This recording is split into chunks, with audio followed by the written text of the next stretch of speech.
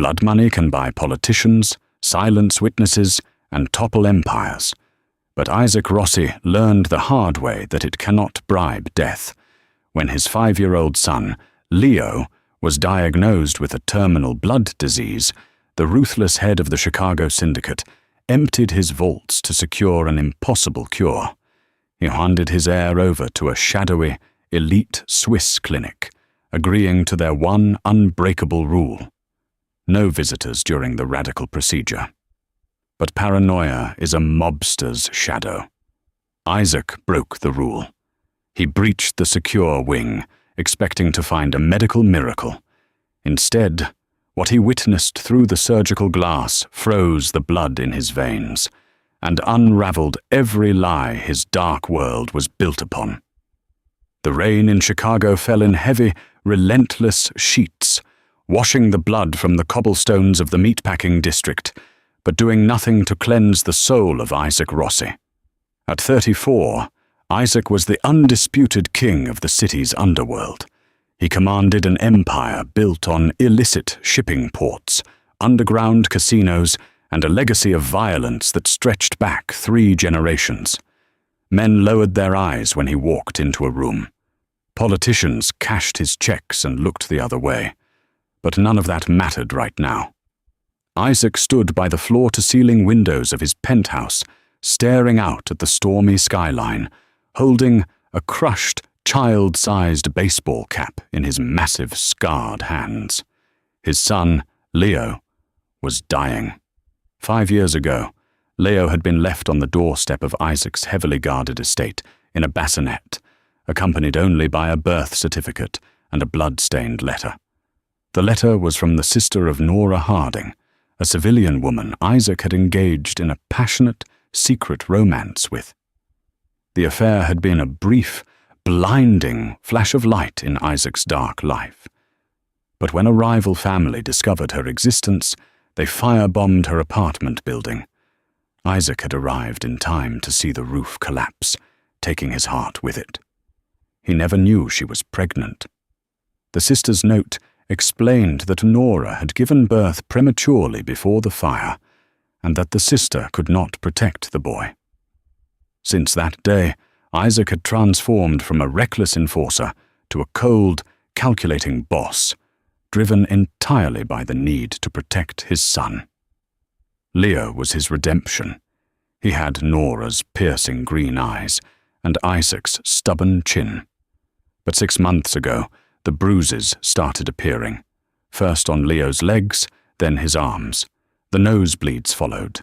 Then came the diagnosis that brought the King of Chicago to his knees: refractory acute myeloid leukemia, complicated by a rare genetic mutation. Standard chemotherapy failed. Bone marrow registries worldwide yielded 0 matches. The boy's immune system was eating itself alive. The heavy oak door of Isaac's office clicked open, breaking his reverie. Vincent, his oldest friend, and the syndicate's consigliere, stepped in. Vincent's tailored suit was damp, his expression grave. "The specialists from Johns Hopkins just called back," Vincent said, his voice barely above a whisper. "They're out of options, Dom. They said we should start looking into palliative care.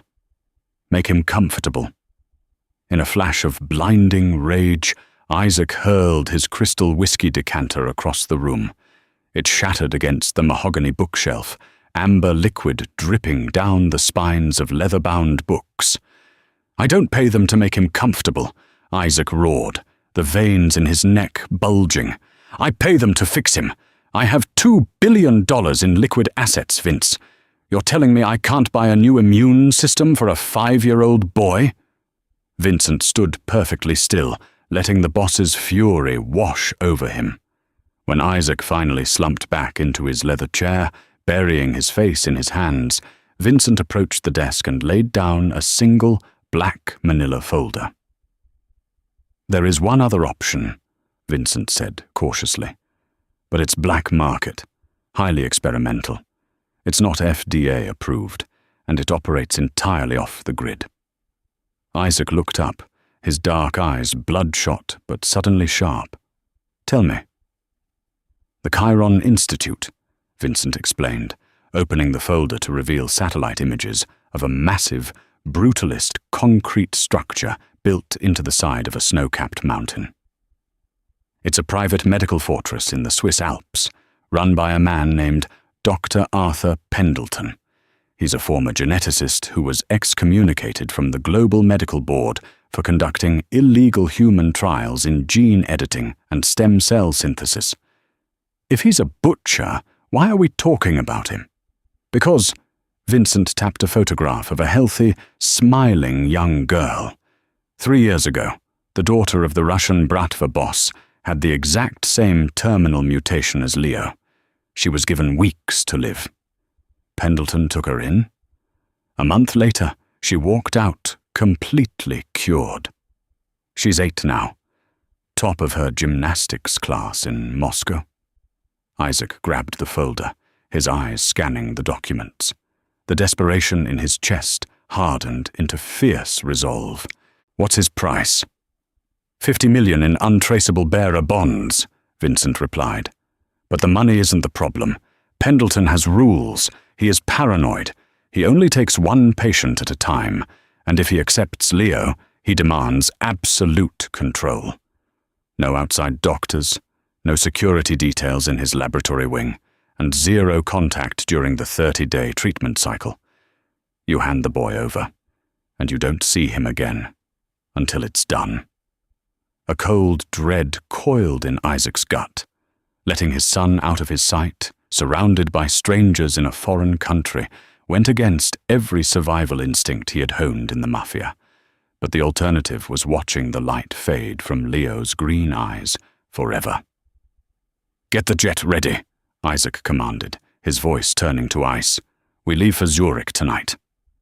The private helicopter banked sharply over the jagged, ice-covered peaks of the Swiss Alps.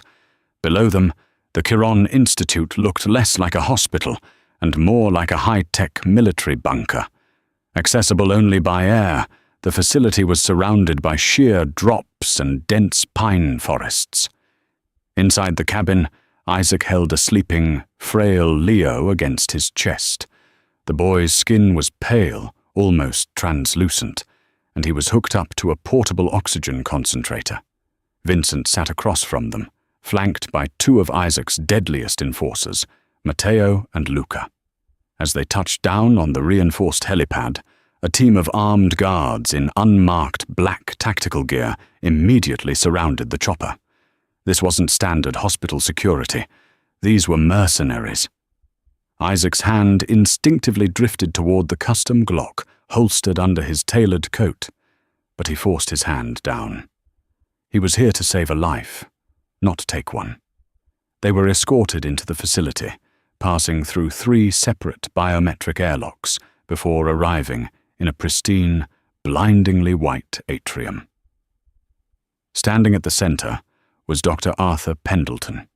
He was a tall, unnervingly thin man in his late 50s, wearing a bespoke suit under a tailored white lab coat.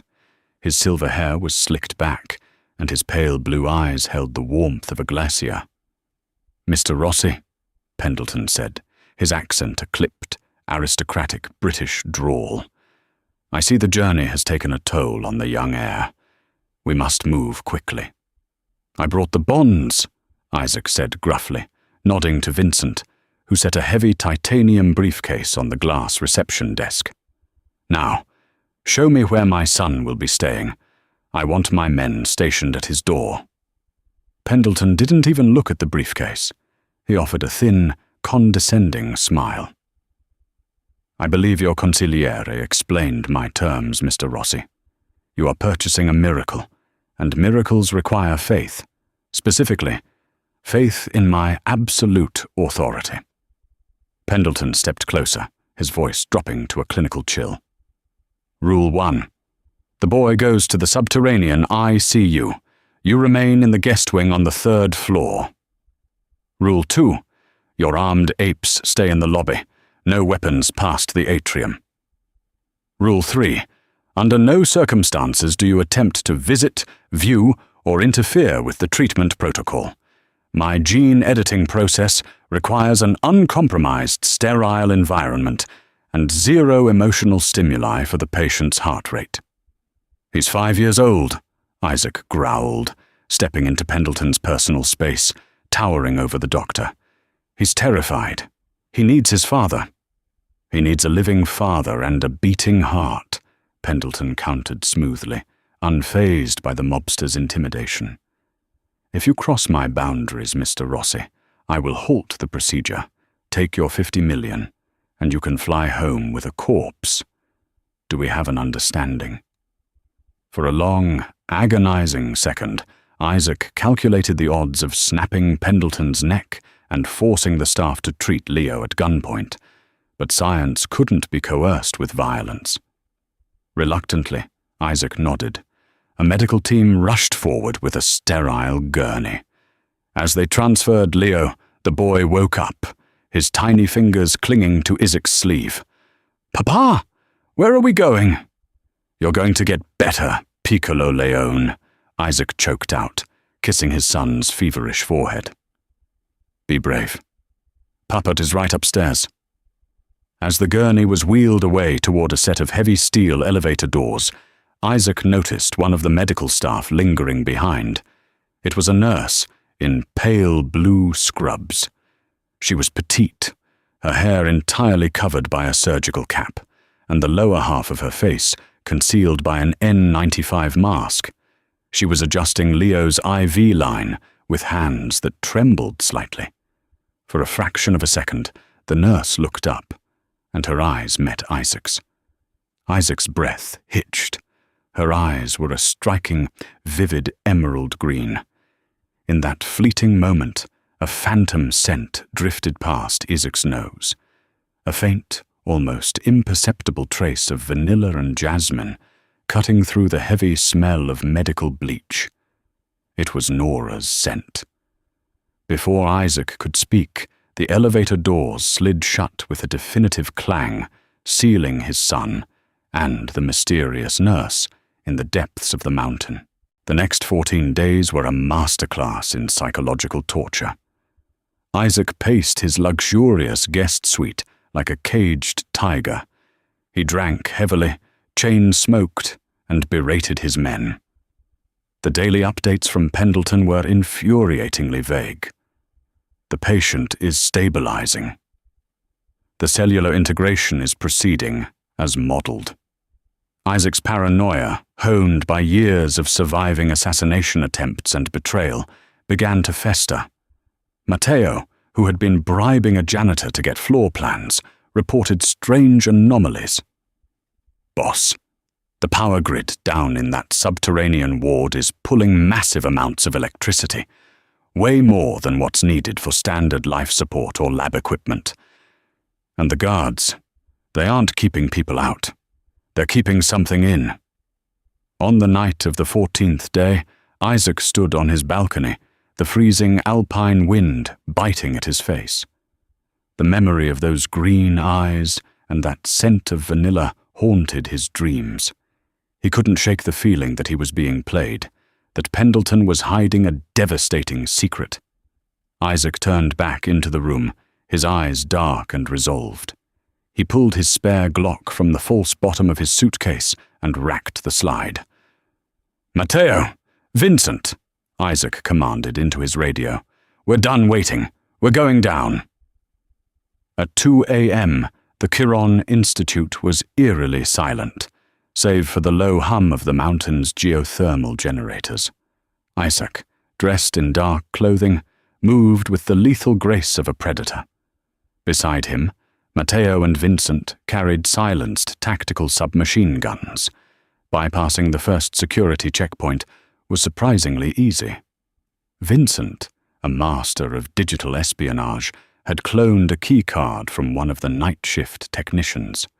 The second checkpoint, guarded by 2 mercenaries, required a more hands-on approach.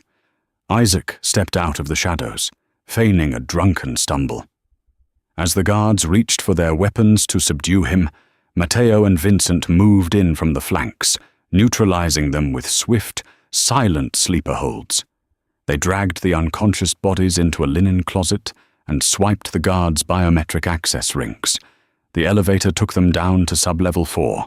The doors opened with a soft hiss, revealing a corridor that looked drastically different from the rest of the clinic. The walls here weren't pristine white, they were reinforced steel. The air was frigid, and the only light came from the crimson emergency strips running along the floorboards. "Check the perimeter," Isaac whispered, his heart hammering against his ribs in a way it hadn't since the night Nora died. They moved stealthily down the corridor until they reached a set of heavy double doors marked Observation and Filtration, authorized personnel only. The doors were locked, but a large, tinted, two-way mirror allowed them to see into the operating theater. Isaac pressed his hands against the cold glass and looked inside. The room was vast and filled with towering, churning medical apparatuses that looked like dialyzers, but far more complex.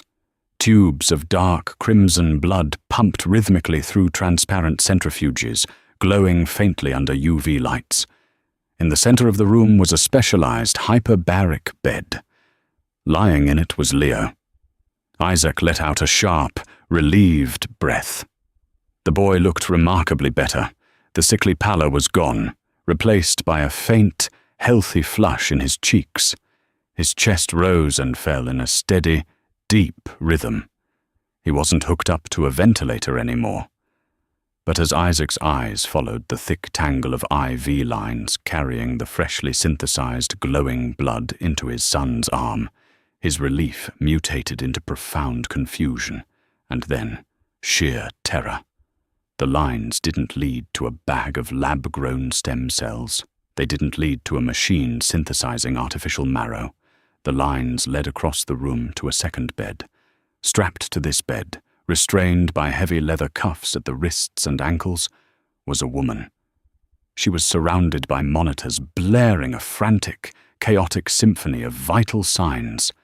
Dozens of needles pierced her pale arms, her neck and her collarbone, continuously draining her blood, filtering it through the massive centrifuges, stripping it of its raw stem cells and antibodies, and pumping the modified life force directly into Leo. It was a direct, continuous biological exchange, a brutal, agonizing transfer of life. The woman was wearing the same pale blue scrubs as the nurse from the elevator. Her surgical cap had fallen off, revealing a tangled halo of dark, sweat-soaked hair. She was gasping for air, her body convulsing slightly as the machines relentlessly pulled from her. As Isaac stared, paralyzed by the horrific reality of Pendleton's miracle cure, a technician inside the room walked over to the woman and roughly pulled down her N95 mask to check a tube running down her throat. The world stopped spinning. The sound of Isaac's own heartbeat drowned out the hum of the facility. The glass slipped from his fingers.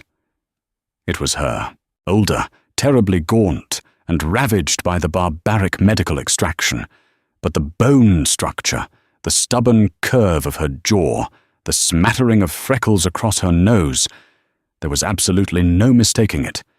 It was Nora Harding, the woman he loved, the woman he had watched burn in a warehouse fire 5 years ago, the woman he had mourned every single day since. She wasn't dead. She was here, captive, being used as a biological farm, slowly being drained to death to save the son she had hidden from the mob. Through the glass, Nora's vivid green eyes fluttered open. They were hazy with pain, but as they swept across the dark, tinted observation window, they seemed to lock directly onto Isaac, as if her soul could feel him standing in the shadows. A single tear slipped down her pale cheek, mixing with the sweat and sterile alcohol. Isaac didn't just freeze, he shattered. Every ruthless lie, every assumption about his enemies, every truth he had built his violent empire upon collapsed in that single, agonizing second. He unholstered his weapon. He wasn't going to just break the rules anymore. He was going to burn the Chiron Institute to the ground. The heavy, tinted glass separating Isaac from the nightmare inside was rated to stop armor-piercing rounds. He knew this because he recognized the thick, polycarbonate layering, the same material he used for the windows of his armored Cadillac. Shooting it would only trigger the facility's lockdown protocols and ricochet the bullets back at them. Isaac lowered his Glock, his chest heaving with a mixture of raw panic and homicidal rage. He turned to Vincent, his eyes wide, feral, and utterly devoid of the calculated calm that had made him the boss of the Chicago syndicate. "Blow the door," Isaac commanded, his voice a raspy, guttural snarl. Vincent didn't hesitate. He pulled a compact strip of C4 plastic explosive from his tactical vest, molding it precisely along the electronic locking mechanism of the reinforced steel doors. "Stand back, Dom. 3, 2, 1. The suppressed detonation was a sharp, concussive thump that blew the locking bolts inward, followed instantly by Matteo kicking the heavy steel doors wide open. They breached the room with military precision. "Nobody moves! Hands off the machines!" Matteo roared, leveling his Heckler & Koch UMP-45 at the 3 medical technicians in the room. The technicians shrieked, instantly throwing their hands in the air and backing away from the surgical beds. The room was deafening up close.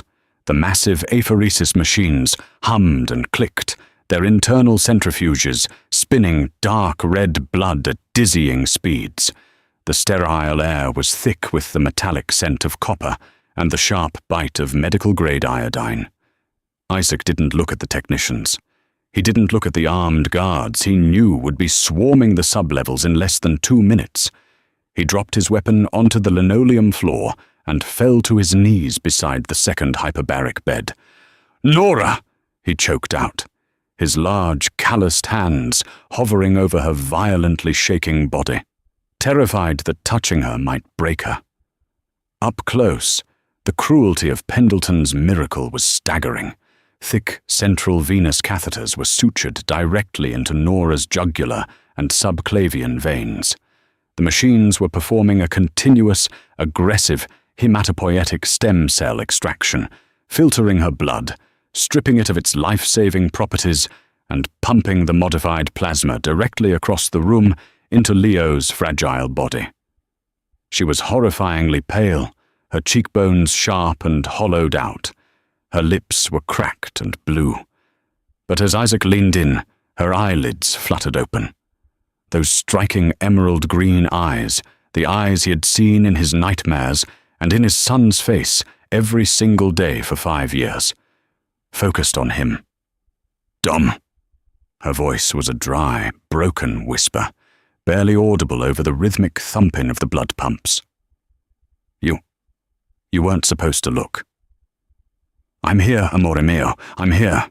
Isaac wept, the ruthless Mafia boss entirely broken, as tears streamed down his face, dripping onto the sterile blue sheets. He gently took her icy, bruised hand, careful of the IV lines. "I thought you burned. I watched the roof cave in. Nora, God, what have they done to you?"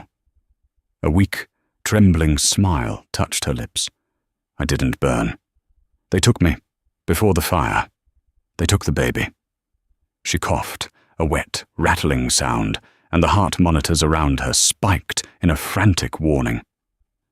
"When I heard, through the guards, that a boy named Leo Rossi was dying, I told them I was a match. I am a chimera, Dom. My blood. It can fix him. Let them finish." "No!" Isaac roared, looking wildly at the thick tubes draining her life away. "I'm not trading your life for his. I won't lose you again." He lunged toward the main apheresis console, grabbing a handful of wires, fully intending to rip the machine out of the wall. "Stop!" one of the technicians screamed, an older man with wire-rimmed glasses who was trembling under Matteo's gun barrel. "If you pull the power or sever those lines, you'll trigger a massive air embolism in both of them. It will stop the mother's heart instantly, and the boy's new immune system will crash. They will both be dead in 90 seconds. Isaac froze, his hands gripping the cables so tightly his knuckles turned white. He slowly turned his head to look at the technician. The look in Isaac's eyes wasn't human. It was the look of a demon dragged out of the deepest circle of hell. "You," Isaac whispered, pointing a trembling finger at the man. "What is your name?" "Dr. Kessler," the man stammered, raising his hands higher. "Henrik Kessler. I'm the lead perfusionist." "Dr. Kessler," Isaac said, stepping away from the machine and walking slowly toward the terrified doctor. He picked his Glock up from the floor and pressed the hot barrel directly against Kessler's forehead. "You are going to initiate a safe shutdown protocol. You are going to detach my son, and you are going to detach my wife. And if either of their heart monitors drops by a single beat, I will empty this magazine into your stomach and watch you bleed out on this floor." Before Kessler could answer, the room was bathed in a violent, flashing crimson light. A harsh, electronic siren pierced the air. The facility's lockdown had been triggered. Heavy steel security shutters began to slam down over the observation windows. Suddenly, the intercom speakers mounted in the ceiling crackled to life. Dr. Arthur Pendleton's clipped, aristocratic British voice echoed through the subterranean chamber, dripping with cold amusement. "I warned you about breaking my rules, Mr. Rossi. You men of violence are all so entirely predictable." "Where is he?" Isaac shouted to Vincent over the blaring alarms. "Control room, probably level 2, Vincent yelled back, checking the magazine of his submachine gun. "Dom, we have company. Thermal sensors are picking up a dozen heavily armed men moving down the main stairwell. They're wearing Aegis Defense Services tactical gear, private military. Pendleton isn't taking chances." "You seem confused, Isaac." Pendleton's voice echoed again, smooth and unbothered by the impending violence. "You look at Nora Harding and see a tragic romance. I look at her and see a biological gold mine. Do you have any idea how rare her genetic profile is? Tetragametic chimerism combined with a hyper-regenerative bone marrow matrix. She isn't just a cure for your son. She has been the cure for 3 Russian oligarchs, a Saudi prince, and a British prime minister over the last 5 years." Isaac felt the blood drain from his face. The nausea hit him in a violent wave. She hadn't just been held captive for Leo. She had been a prisoner in the black market medical underworld, the red market, harvested repeatedly for the world's elite. "How did you get her?" Isaac yelled at the ceiling speakers, his voice echoing in the sterile room. "The fire." "Who took her?" "Oh, please, I am a scientist, not a kidnapper," Pendleton scoffed. "I purchase my assets legally, or as legally as the underground allows. I bought her from the man who orchestrated the fire, the man who realized that your little civilian love affair was going to make you soft and decided to liquidate the distraction, but saw a chance to make a profit on the side." Pendleton paused, allowing the silence to stretch tight like a wire. "Tell me, Mr. Rossi, how is your Uncle Silvio doing these days? Still managing the syndicate's offshore accounts with Banque Pictet in Geneva?" The name hit Isaac like a physical blow to the chest. Silvio. Silvio Rossi, his father's brother, the underboss of the Chicago syndicate, the man who had held Isaac as he wept over the smoking ruins of Nora's apartment building. Silvio had arranged the fire to keep Isaac bound to the Mafia, and when his men found Nora alive and pregnant, Silvio had taken the baby to leave on Isaac's doorstep as a manipulation tactic, while selling Nora into slavery to fund his own covert operations. $50 million. Isaac had just paid $50 million of his own money into an account that likely kicked back directly to his treacherous uncle. A scream of pure, unadulterated agony ripped from Isaac's throat. He kicked a stainless steel medical tray across the room, sending scalpels and clamps clattering against the reinforced walls. "Boss, we need to move," Matteo shouted, taking a defensive position by the blown-open doors. "Aegis Mercs are in the hallway." A hail of suppressed gunfire erupted from the corridor. Bullets sparked against the steel doorframe, shattering a glass cabinet of saline bags. Matteo leaned out, returning fire with controlled, disciplined bursts from his UMP-45, dropping the first two mercenaries who rounded the corner. "Vincent, help Matteo hold the choke point," Isaac ordered, his Mafia instincts overriding his shock. He grabbed Dr. Kessler by the collar of his lab coat and slammed him against the apheresis console. "Do it! Unhook them safely, right now!" Kessler's hands flew across the illuminated keyboard. "I'm initiating the plasma return protocol. I have to flush their lines with heparin so their blood doesn't clot in the tubes. It takes 3 minutes." "You have 2, Isaac roared. He moved to Nora's side, using his own broad body as a human shield between the doorway and the beds. He stroked her sweat-drenched hair, his thumb gently wiping away the tear that had dried on her cheek. "Hang on, Nora. Just hang on," he pleaded, his voice cracking. "I'm getting you both out of here. And then I am going to burn Silvio alive."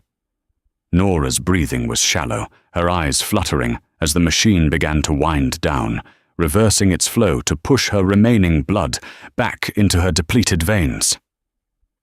"Leo," she gasped. "Is he?" Isaac looked over at the 5-year-old boy.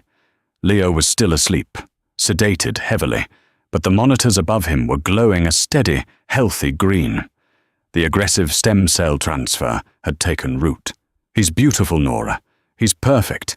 He has your eyes." Another explosion rocked the corridor. Vincent had deployed a flashbang grenade. Blind fire tore through the doorway, one stray bullet shattering the main overhead surgical lamp. Glass rained down on Isaac's back, but he didn't flinch. He kept his arms securely over Nora's face. "System is disengaged," Kessler screamed over the gunfire, his hands shaking as he clamped the thick plastic tubes. "I'm pulling the central lines. Apply pressure." Isaac grabbed a stack of sterile gauze and pressed down hard on the puncture wounds in Nora's neck and chest as Kessler smoothly extracted the long, horrifying catheters. Nora let out a sharp cry of pain, her back arching off the bed. "Got it. The boy is unhooked too," Kessler announced, frantically taping bandages over Leo's arms. "Matteo, fall back!" Isaac yelled. "Vincent, grab the boy!" Vincent slung his weapon over his shoulder and scooped the sleeping, heavily bandaged Leo into his arms. Isaac carefully lifted Nora. She was horrifyingly light, feeling like nothing more than a bundle of brittle sticks wrapped in an oversized surgical gown. Her head lolled against his chest, her breathing alarmingly faint. "You can unhook them, Isaac, but you cannot leave," Pendleton's voice mocked over the PA. "The helipad is locked down. The elevators are disabled.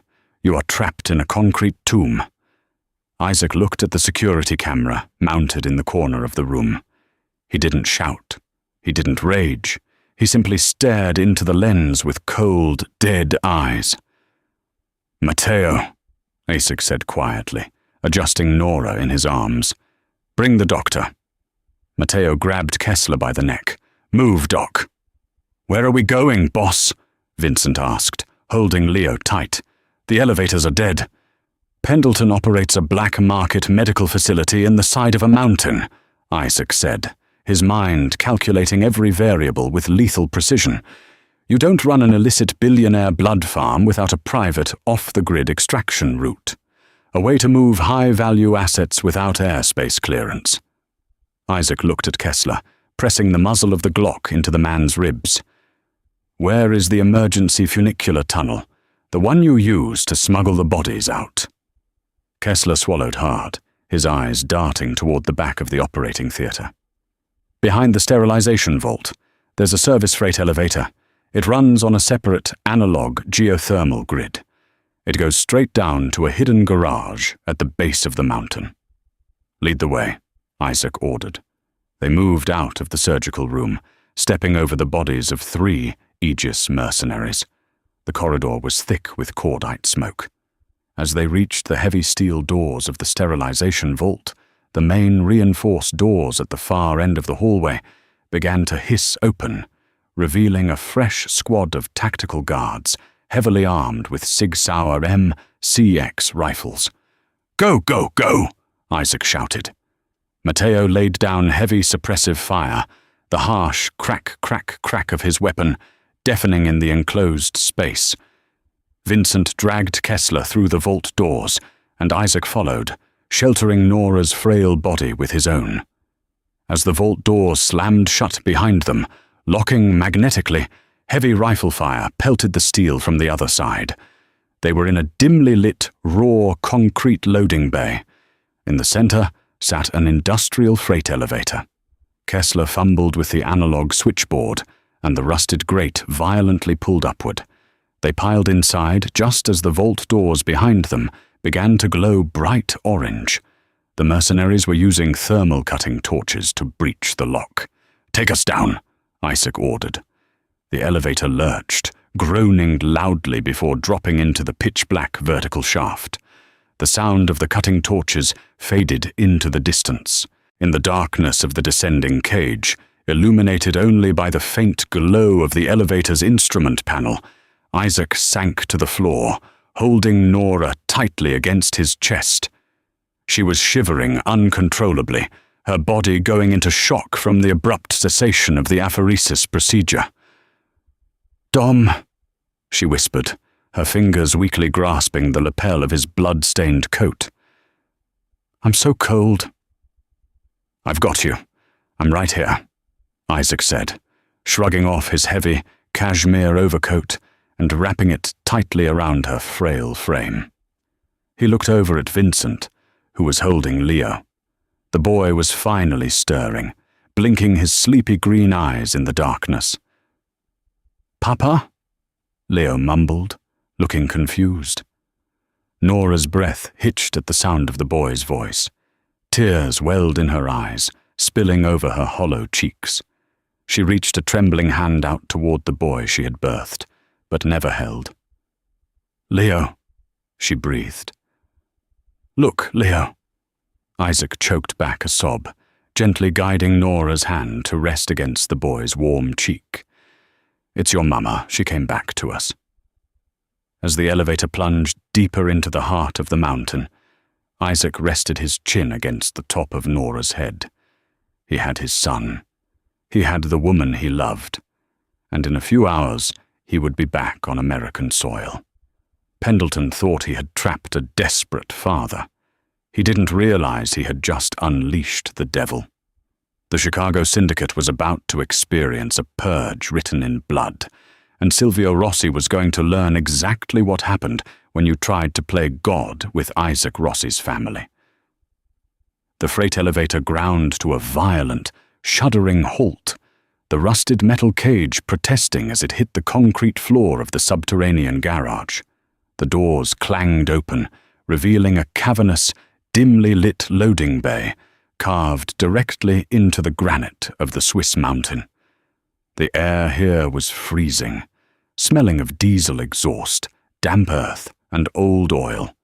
Isaac wasted no time. He carried Nora out of the cage, her fragile body wrapped in his heavy cashmere coat. She was dangerously quiet, her skin the color of ash, her breaths coming in shallow, ragged gasps. "Matteo, secure transport," Isaac barked, his eyes sweeping the garage. Parked in the center of the bay were 3 vehicles, 2 black Mercedes Sprinter vans and a heavy-duty armored Land Rover Defender 110. Matteo immediately sprinted toward the Defender, smashing the driver's side window with the butt of his UMP-45 and reaching in to pop the locks. Vincent followed, carrying Leo. The 5-year-old was incredibly lethargic, the heavy sedatives from Pendleton's barbaric procedure keeping him teetering on the edge of consciousness, but the sickly pallor that had plagued him for 6 months was undeniably gone. The flush in his cheeks was a testament to the life force that had been violently stolen from his mother. "Keys!" Isaac demanded, turning his terrifying gaze to Dr. Kessler, who was cowering against the damp cavern wall. They keep the spares in the security lockbox by the gate control," Kessler stammered, pointing a shaking finger toward a steel booth at the mouth of the tunnel. Matteo jogged over, blew the lockbox open with a single suppressed shot, and tossed the keys to Vincent. Isaac carefully laid Nora across the spacious back seat of the Defender, sliding in beside her and pulling her head onto his lap. Vincent strapped Leo into the front passenger seat, adjusting the child's bandages, while Matteo took the wheel. "What about him, boss?" Matteo asked, nodding toward Kessler. Isaac looked at the perfusionist. The man was a monster by association, complicit in the harvesting of human beings. But he had also saved Nora and Leo's lives when Isaac held a gun to his head. In the brutal mathematics of the Mafia, that bought him his life. "Tie him to the elevator grating," Isaac ordered coldly. "Let Pendleton's mercenaries find him." Within 2 minutes, the armored Land Rover roared to life. Matteo punched the accelerator, smashing through the wooden security barrier at the tunnel's exit and launching the heavy vehicle out into the blinding, freezing blizzard of the Alpine night. The descent down the treacherous mountain switchbacks was a blur of adrenaline and terror. The Defender's tires slipped and gripped on the black ice, the headlights cutting through the dense, driving snow. In the back seat, Isaac held Nora's hand, rubbing her icy fingers in a desperate attempt to stimulate circulation. "Vincent, get on the satellite phone," Isaac commanded, his voice tight with suppressed panic as he felt Nora's pulse fluttering erratically. "Call Dr. Samuel Harrison in Chicago. Tell him to have a full critical care unit waiting at O'Hare the second our Gulf Stream touches down. We need O-negative blood, massive volume. She's hypovolemic, and get a private medical team to meet us on the tarmac in Zurich right now. I don't care who you have to bribe or threaten. Do it." "Already on it, Dom," Vincent replied, typing furiously on his encrypted device. Nora stirred against Isaac's chest. Her vivid green eyes, so like the boy sitting in the front seat, opened slowly. She looked up at Isaac, her hand weakly tracing the line of his jaw. "You look older," she whispered, a ghost of a smile touching her cracked lips. 5 years of mourning you will do that," Isaac replied, his voice breaking as a tear slipped down his rough cheek. He leaned down and pressed a kiss to her forehead. "Why didn't you try to run, Nora? Why didn't you find a way to get word to me before today?" Nora closed her eyes, a tear leaking from the corner. "I tried, Dom. The first year, Viktor Volkov's men kept me heavily sedated in a basement in St. Petersburg. They harvested me twice for a bratva, boss. When they sold me to Pendleton, the security was impenetrable. And then Pendleton told me about Leo." She swallowed hard, grimacing in pain. "He showed me a picture. He told me that my son was dying of a genetic mutation. He said that if I cooperated, if I let him push the apheresis machines past the safe limits, he would cure him. I thought I was trading my life for his. I was ready to die, Isaac. I just wanted my baby to live." Isaac's chest heaved, a murderous, suffocating rage warring with the profound, shattering love he felt for this woman. She had endured 5 years of medical torture, of being treated as nothing more than a biological commodity, all to save a son she had never even been allowed to hold. "You're not dying," Isaac swore, his voice a low, fierce vow. "Not today. Not ever. I am taking you home, Nora, and then I am going to drown the men who did this to you in their own blood." 3 hours later, Isaac's private Gulfstream, G650ER, was screaming across the Atlantic Ocean, breaking every international flight speed regulation. The luxurious cabin had been transformed into a makeshift trauma ward. A heavily compensated Swiss trauma surgeon, procured by Vincent at the Zurich airport, was rapidly infusing Nora with packed red blood cells and warm saline. Across the aisle, Leo was finally waking up properly. He looked around the cabin, his small hands clutching the fleece blanket. His eyes landed on Nora, who was resting on the converted medical bed, an oxygen cannula under her nose. The color was slowly returning to her cheeks as the donor blood filled her depleted veins. "Papa?" Leo asked softly, pointing at Nora. "Is that my angel? The one from my dreams?" Isaac knelt beside his son's seat, brushing the dark hair from the boy's forehead. "No, Piccolo Leone," Isaac smiled through his tears. "That is your mother. She came back for us." Leo unbuckled his seatbelt and climbed down. He walked slowly across the plush carpet of the jet and stood beside Nora's bed. Nora turned her head, her breath hitching. She reached out with a trembling hand, her fingers gently brushing against Leo's warm, flushed cheek. "My beautiful boy," she sobbed softly, pulling him against her chest, burying her face in his hair. "My sweet, brave boy." Isaac watched them, his heart swelling with a fierce, protective warmth he hadn't felt since before the fire. He had his family back. But as he looked out the window at the dark expanse of the Atlantic Ocean, the warmth in his chest hardened into a core of absolute, freezing ice. Nora and Leo were safe. Now, it was time for war. The Rossi family compound in Chicago was a heavily fortified estate in the upscale northern suburbs, surrounded by 10-foot stone walls and patrolled by armed guards. When the black SUVs rolled through the wrought-iron gates at 4 a.m., the estate was locked down tighter than a military installation.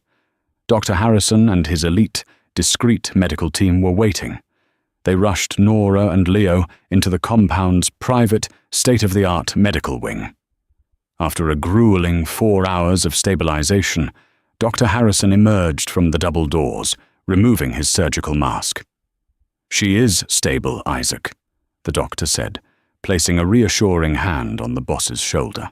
"Her marrow is exhausted, and she'll need months of recovery, specialized nutrition, and physical therapy. But the chimerism in her genetics is incredible. Her body is already beginning to synthesize new stem cells. She will survive." "And the boy? It's nothing short of a miracle. The mutated cells in his blood have been completely eradicated and replaced by her aggressive antibodies. He is cured." Isaac nodded once, the crushing weight of the last 6 months finally lifting from his shoulders. He walked into the recovery room. Nora was asleep, looking peaceful for the first time in half a decade. Leo was curled up in the hospital bed beside her, his small hand holding on to his mother's fingers. Isaac kissed them both. Then he turned and walked out of the medical wing. When he entered his mahogany-paneled study, the atmosphere shifted from relief to lethal, suffocating tension. Vincent, Matteo, and Luca were waiting. They had changed out of their blood-stained tactical gear and were wearing impeccable dark suits. They looked like what they were, the apex predators of the Chicago underworld. "Is everyone in position?" Isaac asked, pouring himself 3 fingers of neat bourbon. "The capos have locked down the ports and the casinos," Vincent reported, his face a mask of cold professionalism. "I had our hackers breach the encrypted servers at Banque Pictet in Geneva. Pendleton wasn't lying, Dom. The 50 million in bearer bonds was routed through 3 shell companies before landing in an offshore trust. The signatory on that trust is Silvio Rossi. Furthermore, we found the transaction records from 5 years ago. A massive wire transfer from Viktor Volkov's Bratva faction into Silvio's personal accounts, dated 2 days after the fire at Nora's apartment." Isaac downed the bourbon. It burned on the way down. But it was nothing compared to the fire raging in his blood. His own uncle, the man who had taught him how to shoot, how to lead, how to survive. Silvio had burned Isaac's world to the ground just to keep control of him, and had sold the woman Isaac loved to fund his own illicit ambitions. "Assemble the strike team," Isaac said, his voice dropping to a terrifying, deadly calm. "We are going to Lake Forest." Silvio Rossi's estate in Lake Forest was a sprawling, opulent mansion that reeked of old money and new blood. At 6:30 a.m., the sun was just beginning to rise over Lake Michigan, casting long, bloody shadows across the manicured lawns. Isaac didn't bother with stealth. He didn't need to. He was the boss. A convoy of 5 black Cadillac Escalades smashed through the front gates of Silvio's estate. Before Silvio's perimeter guards could even raise their weapons, Matteo and Luca's men had them disarmed and on their knees. Isaac stepped out of the lead vehicle, holding a suppressed Heckler & Koch MK 23 pistol by his side. He kicked the front doors open, shattering the heavy oak and stained glass. Silvio Rossi, a silver-haired man in his late 60s, emerged from his dining room, wearing a silk robe and holding a cup of espresso. He looked startled, but quickly masked it with a veneer of arrogant authority. "Isaac, what is the meaning of this?" Silvio barked, his eyes darting to the armed men flooding his foyer. "Have you lost your damn mind? You don't kick down my door." Isaac walked slowly across the marble floor, his boots echoing loudly in the cavernous space. He didn't say a word. He simply raised his left hand and tossed a thick, black manila folder onto the glass coffee table. The folder spilled open, revealing the Banque Pictet transaction records, the wire transfers from Victor Volkov, and a photograph of the Chiron Institute. Silvio looked at the papers. The color drained from his face, leaving him looking like a corpse. The espresso cup slipped from his trembling fingers, shattering against the marble. "You went to Switzerland," Silvio whispered, taking a step back. "I did, Uncle," Isaac said softly, dangerously. "I went to buy my son's life. And do you know what I found, strapped to a table? Being bled dry?"